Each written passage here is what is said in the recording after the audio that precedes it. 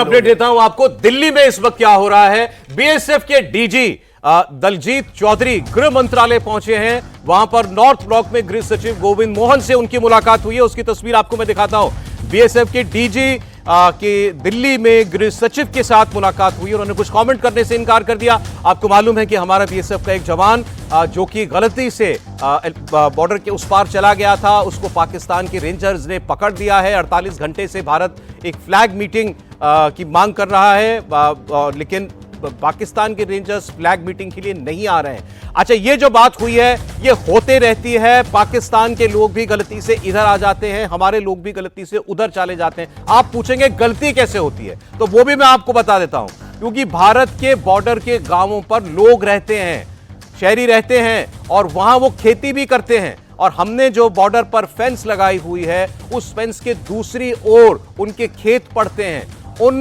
गांव वालों को अपने खेतों तक ले जाने की मदद करने के लिए बीएसएफ के जवान उनको लीड करके जाते हैं। और कई बार उसमें गफलत हो जाती है कि कहां भारत की टेरिटरी खत्म हो रही है, कहां पाकिस्तान की सीमा शुरू हो रही है।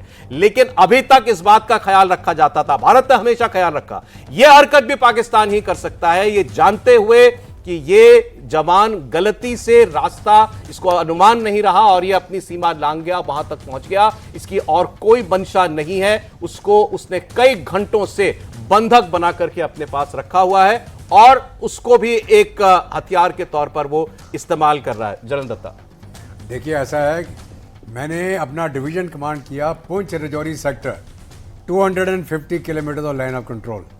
तो मैं लगातार पाकिस्तानियों के सामने वहाँ था, उस एरिया में।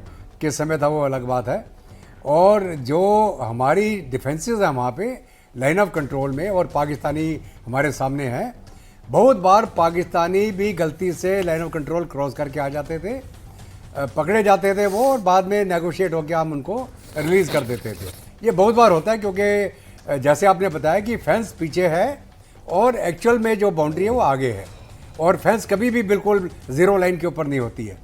यही हाल उधर हमारा बांग्लादेश साइड में, यही हाल हमारा पंजाब में है। आईबी सेक्टर में जो बीएसएफ की फेंस है वो पीछे है और विलेजेस आगे जाते हैं खेती बाड़ी करने के लिए। नॉर्मल हालत में ये हो सकता है पाकिस्तानी रेंजर उसको नज़रअंदाज करते, लेकिन अभी तो मौका ढूंढ रहे थे कि कोई एक बीएसएफ का जवान हाथ में आ गया। वो कोई माइनर इशू है। अगर ये इसको इस्तेमाल भी करना चाहेंगे तो क्या इस्तेमाल करेंगे? एक फौजी आज नहीं तो कल हम वापस ले आएंगे, इसके साथ वो कुछ कर नहीं सकते हैं। दूसरी बात क्या है कि जहाँ तक हमारा सवाल है बॉर्डर के ऊपर, हमारी सेनाएं, क्योंकि मैं जैसे आपको बता रहा हूँ, पुंछ राजौरी का जो डिवीज़न है भारत का सबसे बड़ा डिवीज़न है लाइन ऑफ कंट्रोल के ऊपर। ठीक है, 250 किलोमीटर की लाइन पुंछ से लेकर नौशहरा के एज तक आती है और फिर वो अखनूर सेक्टर चालू हो जाता है। वहाँ पे अगर ये शिमला अग्रीमेंट नहीं होता तो हम कब के लाइन ऑफ कंट्रोल जो ये चलते हैं ना, सीज फायर लाइन हो जाए, हम क्रॉस करके बहुत सारे इंपॉर्टेंट जगह पे कब्जा कर जाते। अगर पाकिस्तान चाहता कि हम सब शिमला अग्रीमेंट बंद कर दें तो बहुत अच्छी बात है। हमने जो 1948 में गलती कर दी थी कि यूनाइटेड नेशन में चले गए थे, वो तो खुद ही दरवाजा खोल रहे हो ना आप हमारे लिए। खोलना चाहिए इनको। अच्छा, मैं आपको पहले मैंने बयान सुनाया था, एक पाकिस्तानी पत्रकार अमेरिकी विदेश मंत्रालय के प्रवक्ता से पूछता है कि क्या राष्ट्रपति ट्रंप भारत और पाकिस्तान के बीच मध्यस्थता करेंगे। टका सा जवाब दे दिया उसको अमेरिका के विदेश मंत्रालय प्रवक्ता ने कि मैं इससे ज्यादा कुछ नहीं कह सकती, कि अमेरिका ने इस हमले की निंदा की है।